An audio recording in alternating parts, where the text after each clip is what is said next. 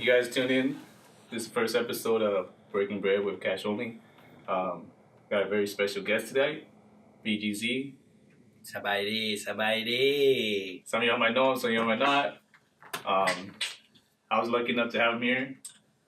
He just happened to be in San Diego, so figured to get this in the first episode. Thank you for having me, brother. Hey, cheers, man. Thank you for being here. Thank you for watching. Oh, I just spit everywhere. So, there's really no Topic? Yeah, my whole thing about this podcast was I just want to bring the homies, it takes a few shots and just talk, man. Yeah. You know what I mean? So, I know you're pretty famous on IG and Facebook and shit. I don't use the F word at all. Oh, okay, well, popular. And I don't use No? it. I'm just a regular dude that presses record and wears a wig. So, about that, yeah, like, you want to explain to, how that came about, or? Okay, how did it all started? So, let's see. I was sitting at home. Nobody would hire me because I got tattoos and stuff. Some legal stuff going down. But I just started watching a lot of YouTube, and I was like, yo, I could do this too. I have all this free time. I might as well. And then I started doing a few videos, and that kind of didn't take. But I noticed that there was other people kind of doing, like Hellish Floyd was repping for the Cambodians. You know, Tim got the Thai people. I mean, he really doesn't do a Thai thing, but he's Thai, and there was no Lao American comedians, I should say. And I was like, yo, let me put on for the refugee struggle. Oh, okay. So that was faced. That was the main goal when you first started to find your niche. Yeah. Okay. And that's when the first video. That's when I did the how Lao parents order pizza. That was your first video ever? That was the first video that took off. Oh shit! Okay. Because I did the bitch I'm Lao movement thing, oh, okay. And that's how everyone kind of was yeah. like, yo, bitch, I'm Lao too. You know what I'm saying? And then I was like, yo, let me do some real stories. Let me get a wig. And then put on that nightgown that all Lao grandmas wear all the time. You know what I'm saying? They're always in their nightgowns and shit. And then and that was a real story, and that really happened. And they really didn't come bring us pizza. Oh shit! They So really didn't come get us pizza. So you were just recording it, and then you were actually ordering that shit. Yeah, no. That was an actual story, but at that story, that when it happened in real life. Oh, I see. We didn't get that pizza. They couldn't understand you, huh? They couldn't understand my mom, and we were too young, and she didn't. I didn't even know. She didn't trust us to order the pizza. You get what I'm saying? It's not like nowadays you can be like, you can order pizza. It's like, yeah, it's on the way, mom. You got the cash. Yeah. Like kids today, you know what I'm saying? Back then it was like, oh no, you don't know how to talk to nobody. You know, you only 8 years old. You know nothing. I'm like, what? And then that was it. That story really happened. And it's funny because people will come into my mom's store and show her the videos. And yo, you gotta watch this kid. He's so funny. He's doing Laotian and Lao videos. She's like, oh, that's my son. They're like, what? How come I never... She lives in Tennessee. She's like, how come I never seen him? It's like, oh, he live in Florida. Oh, I see. And they're like, no, you're lying. It's like, yeah, look. And then my photo's on the wall. It's like, oh, that is your son. Like, yeah. Why I lie to you? So when there's stories like that, how does that make you feel when you hear stories like that? It's not that it's ironic. It's crazy because when I was a kid, I'm half white. And growing up, they're always like, oh, you're bakfalang. Oh yeah, basically saying Frenchie. You can't speak the language. You can't do this. You can't do that. Even my stepdad was kind of like, he don't speak Lao. Blah, blah. Now everywhere we go, it's like, yo, he's the Lao guy. Yeah, exactly. You know what I'm saying? He's the Lao guy. That's good. I'm like, so it's humbling, but it's just so now. He used to not call me his son, right? So we were in Murfreesboro for a Lao New Year. And your stepdad's Lao? He's Lao. And then we were eating pho, whatever, and then all the kids and the workers were like, oh, can we get a photo, And he's like, what the heck's going on? They're like, who is that here? He's like, that's my son. I'm like, oh, now I'm your son? I'm your son. Now he's bowed out. He's like, yeah. Yeah, look who that. At first I was like, just let it slide. Let him say it. You know what I'm saying? Yeah. And I took it, but it's like it took all that for him to acknowledge you. Damn. So growing up, you guys weren't really close then? Yes and no. I mean, he didn't neglect me. Yeah. It was just, I was always a white kid. Oh, because you were half white and half loud. So you don't speak loud. He knows I don't understand it. So wait. Let's go back. You're making all these loud videos, but you didn't, growing up, you didn't speak loud or anything? No, because I can speak French because I grew up with my dad. Like, je parle en français. Je m'appelle Bradley Fillon. Comment tu t'appelles-tu? Oh, shit. Ladies, you hear that? Damn. It's the second language in Canada, you know what I mean?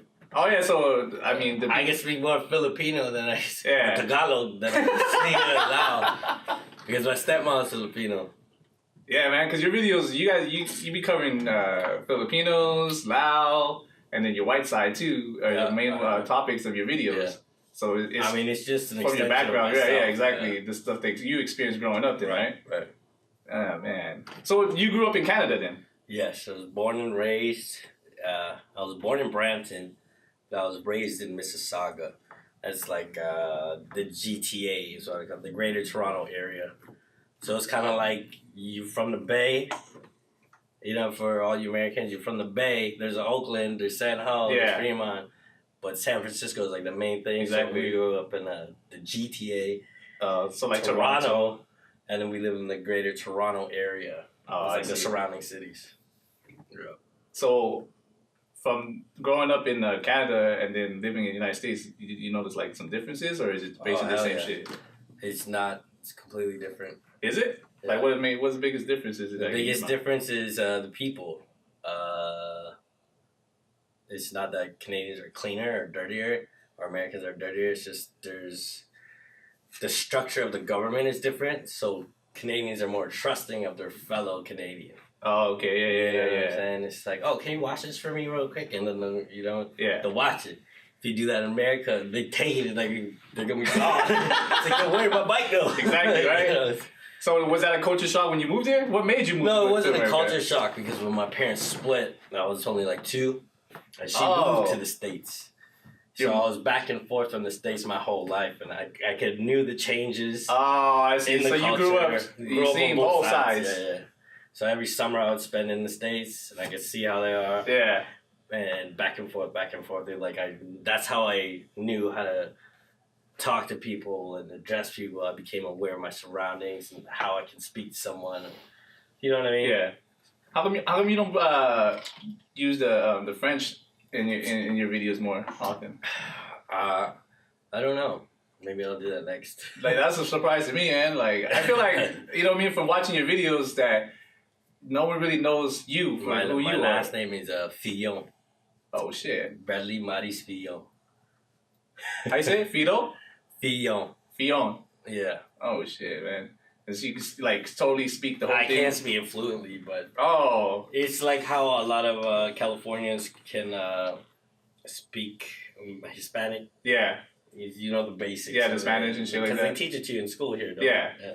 Oh, okay. So you can have, like, conversations. I can read it more, but I can't hold an entire conversation either.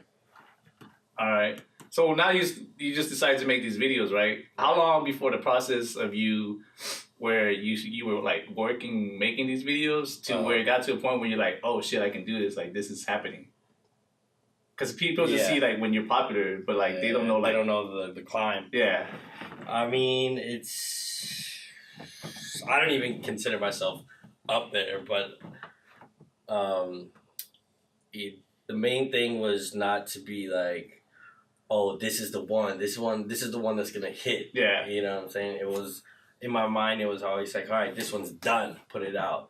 Do the next one, put it out. Is it doing good? That's dope. All right, let's do another one. It was never like, I never sat and lingered and like, damn, and focused on it, on one particular video. Because 9 times out of 10, the videos that take you like only 5-10 minutes of your time, and you work like only like 50%, half-assed it, those videos get the millions of views. Oh shit! And the videos that you put like 100%, you put like money into it. Yeah. Those videos get no views. That's just what it is. It's the stupid ghetto-looking, ghetto-filmed videos that do the best. Oh, okay. You know what I'm And saying? it was just more like... it's more real. Yeah. More organic for you. Yeah. Like, you feel like people can watch and just like enjoy it, right? So then I just stuck with that.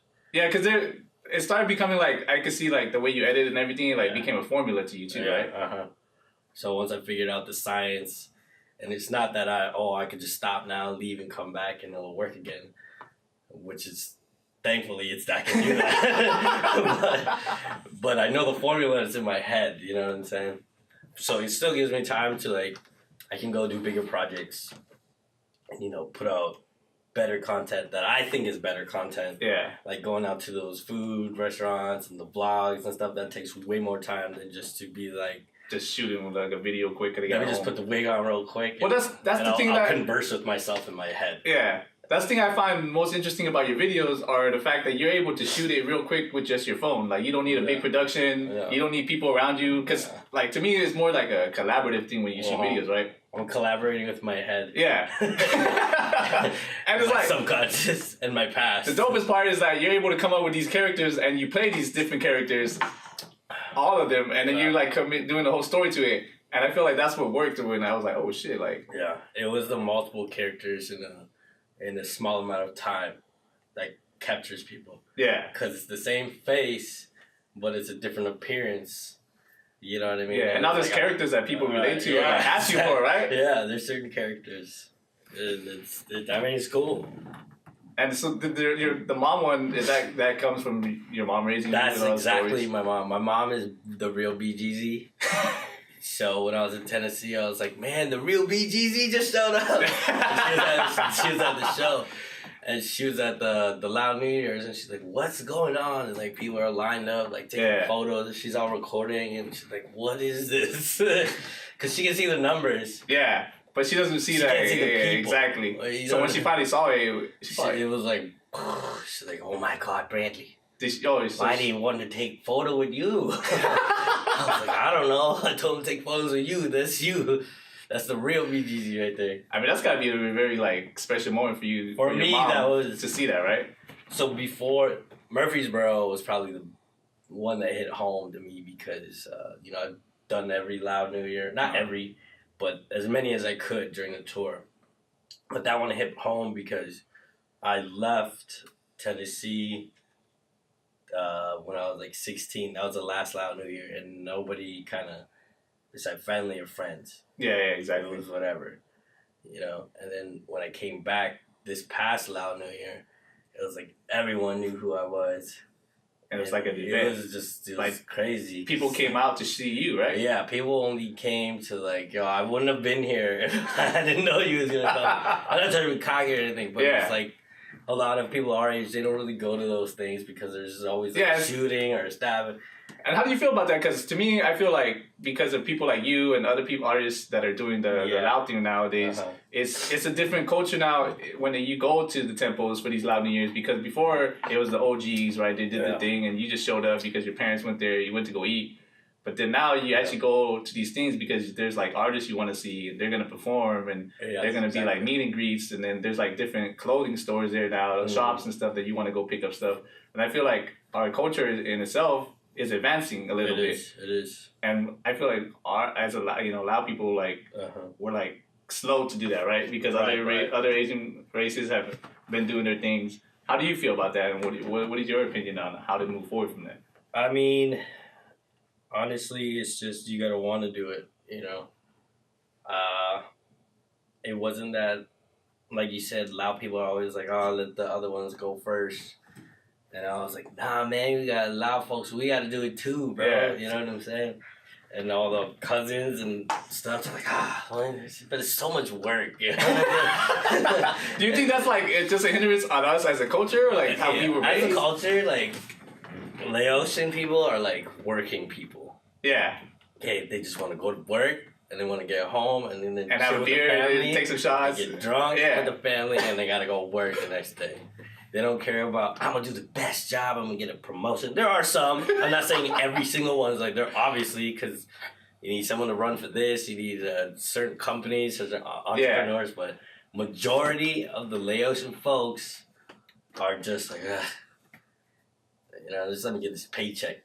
Yeah, you exactly. know what I'm saying? And then they calculate their pays and then gamble a little bit. Yeah, pay the bills. They can spell X, Y equals Z. You know what I'm saying? And no one's really like, nobody's like, oh, I'm gonna save up. I'm gonna get a new business. There are some like, and a lot of new businesses and restaurants, Lao only restaurants are popping up now because the second and third generation is starting to, put on for their people, I guess. Yeah, and I see that a lot too now, like this new generation, and then like the way social media is now too, which has helped us a lot. Right. Because now you can get your word out there about stuff. You don't even have to leave your house. Or exactly. Your county.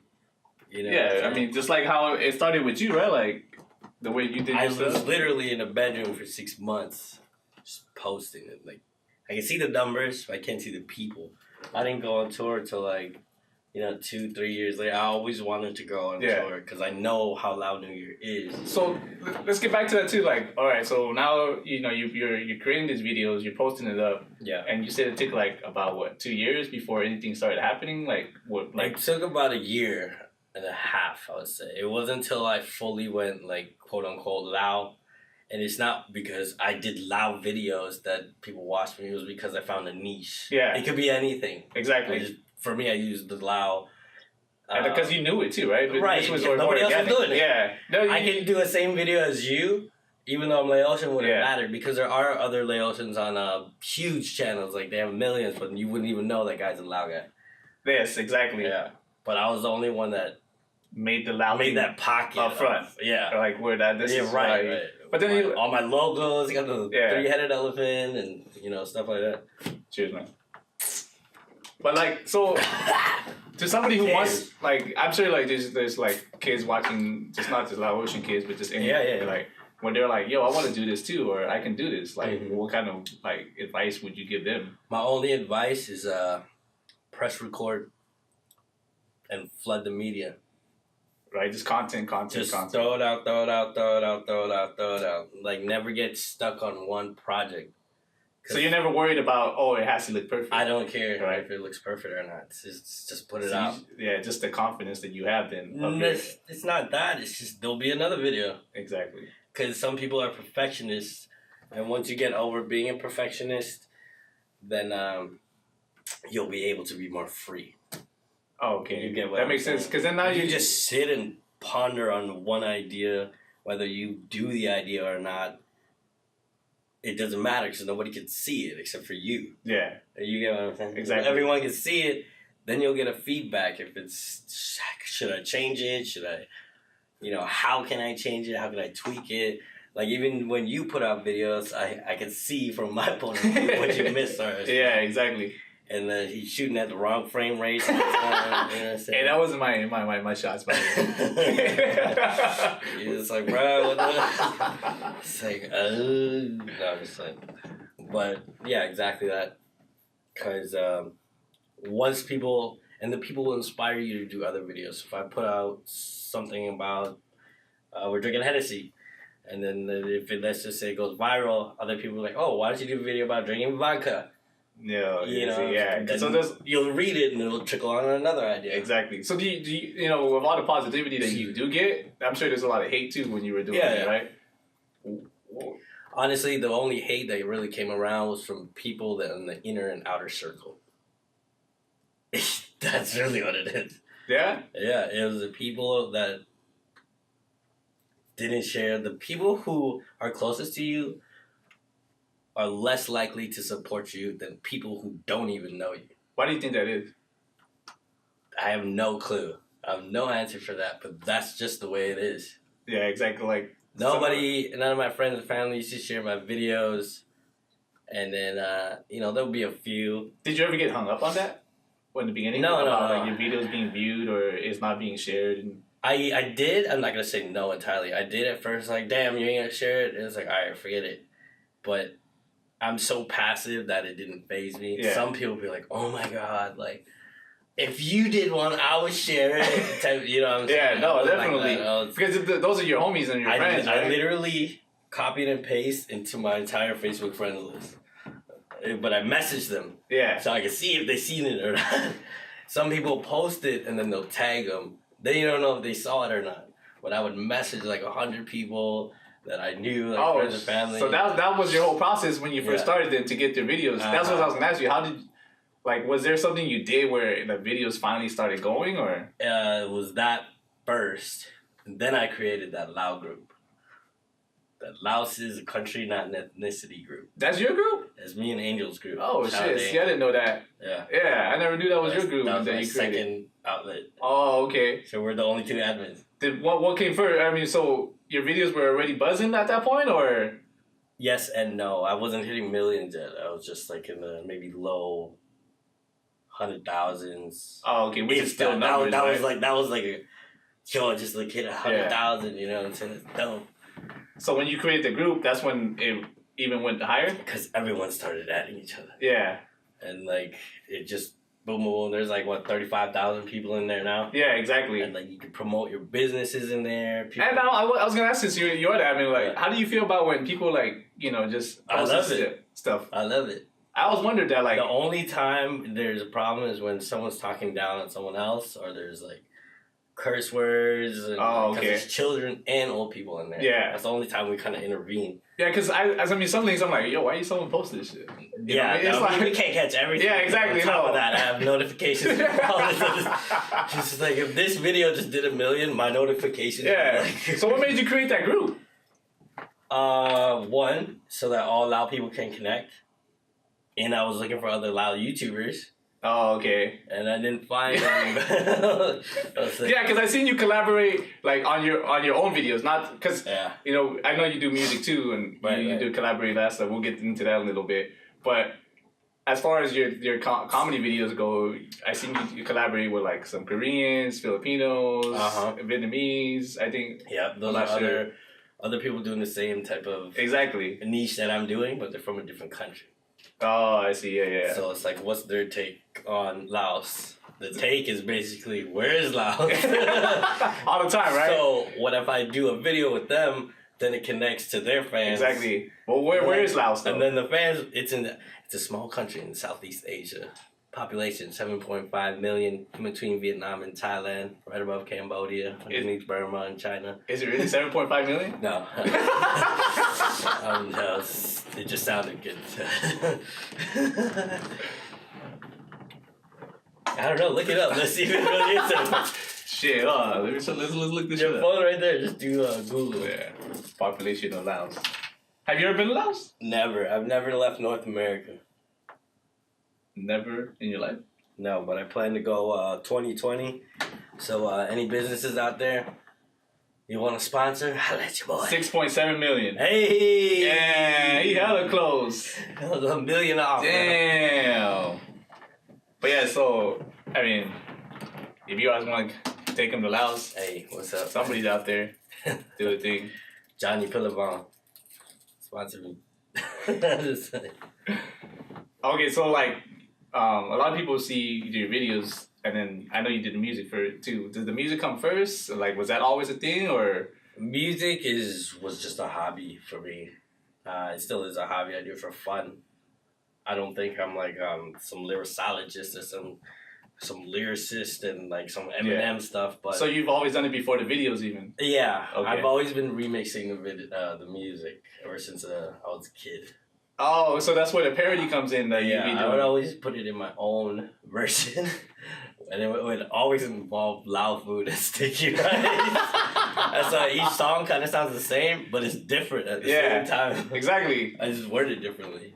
And that's why I was like, no, isn't hip hop? That's hip hop. Yeah, that is exactly. Every song is pretty much the same. It's just worded differently. Yeah.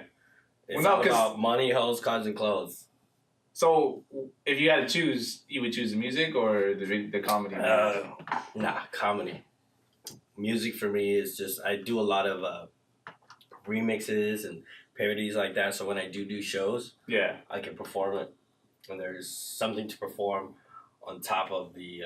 Yeah, which is where I find it really interesting of your thing. Like, how did you figure out like a way to monetize it when it came to like, you know, what I mean, actually making money off these videos? Because the views is one thing, right? Yeah, yeah. And especially because like, oh, this is another thing that I was going to get to too was, you found more popularity on Facebook first before YouTube, or YouTube was first, then Facebook video came out. Oh, okay. So you were already popping on YouTube. I wouldn't say popping, but I had like a decent following. Oh, okay, yeah. Because I mean, for me, I found you on from Facebook. Is how I came across your videos. That's how most people find me now. Yeah. So, how do you feel like you feel like you should feel just great because Facebook just allowed monetizing. Oh, did it? On videos. Oh shit! So like, there's like commercials and ads on those now. Yeah. Oh, it's gotta be 3-minute video though. So okay, so when these started popping up, or like your videos started popping, yeah. How did you figure out like, yo, I need how to monetize this shit? Because that's the most important part, right? Like, yo, how can I make a living off of what I love to do? The way I monetized, or because I wasn't really getting views and paid from YouTube, like it's not up there yet like that. So